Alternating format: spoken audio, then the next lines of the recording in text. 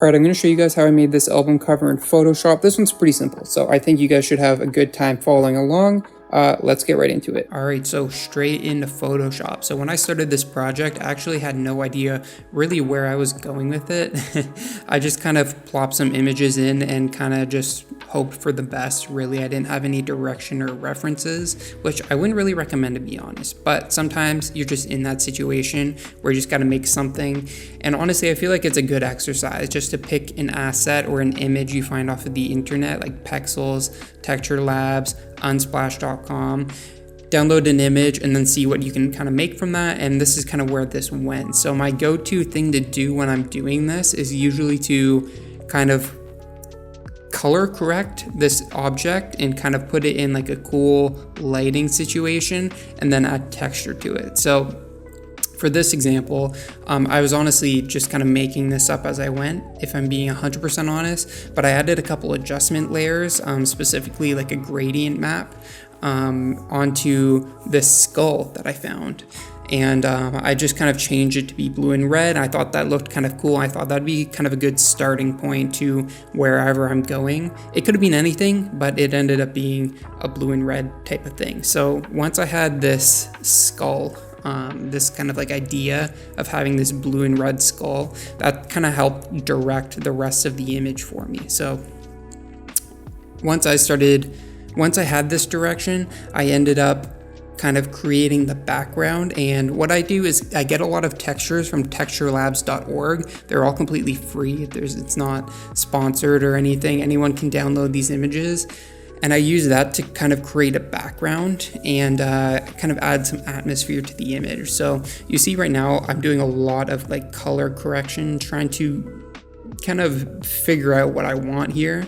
But a main thing that you're gonna want to do is you're gonna have your object, right? The main point of focus. So say it's like a bumblebee or something, you're gonna have that bee or that skull in the middle.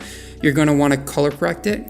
Then you're gonna wanna create a background. And then you're also gonna wanna separate the object from the background, because you don't want that background to like kind of fade in, you don't want that image to fade into the background. So you can see in this situation here, it'll be more prevalent later on in this video, but I have a slight blue glow behind the skull, which adds a little bit of depth. And by depth, I mean it feels like there's distance between the skull and the background. What this is, I'm not too specific on when I'm working on this. So there's like there's like smoke in the background and stuff like that. I'm not 100% like, I don't have like this story in my head of why there's smoke. It's just kind of like a cool looking thing that I tried to do. No real kind of, I guess, reason for it. I've mentioned that a couple of times, but so as we're kind of just color correcting, I'm just adding adjustment layers, messing around, seeing what I can do. You can see, so I tried like making the skull like fully red, changing like the color so it's red and blue, but you can see through experimentation, just trying things and undoing things, using the brush tool, using adjustment layers, I've kind of landed on having just parts of the image or of the skull red. So I ended up using a brush tool and like painting on, using an adjustment layer and a mask on the adjustment layer, painting on where I want the red to be. And then I kind of have that look. So here I'm adding kind of like highlights, and my thought was that we could have like a red light coming from the bottom and a blue light coming from the top, right? Super basic, anyone can do this. So I just kind of, with that direction in my head, ended up drawing with a brush. I used I believe a hue and saturation adjustment layer, added a mask on that, and then painted the mask on the top, and then added a different blending mode. I think it was probably color dodge onto the top of that. So it looked like the light was like really hitting the top, the edge of the skull. I'm testing out like different color combos here. Some of these look really dope. And I ended up just sticking with the red and the blue. I feel like that's probably the right decision, if I'm being honest, but I don't know, some of those were pretty cool. So you can see I've added like this like fiery ember texture in the background. I have like a smoke texture as well. The edges at this point are kind of blank. You can see I'm adding that kind of red, what is it, like when there's like a fire, it feels like there's a red kind of heat coming from the fire, so I added that at the bottom, and I think that matches really well with the embers.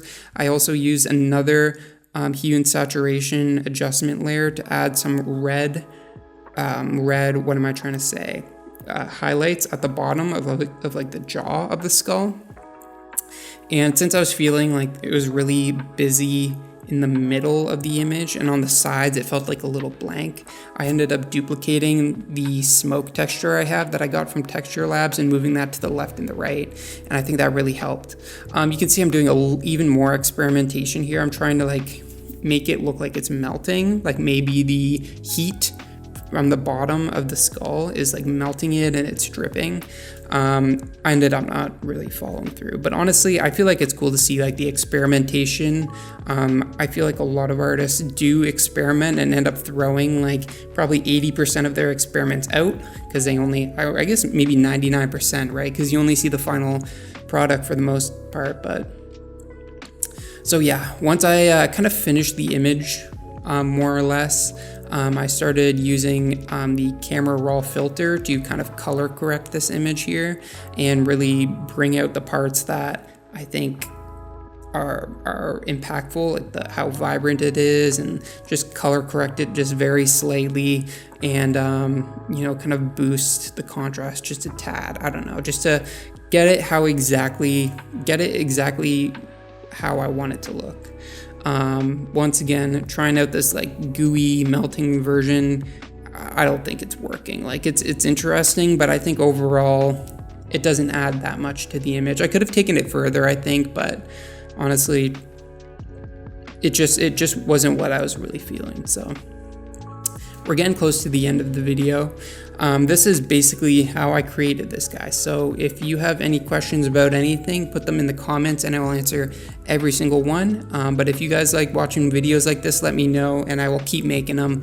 Subscribe. See ya.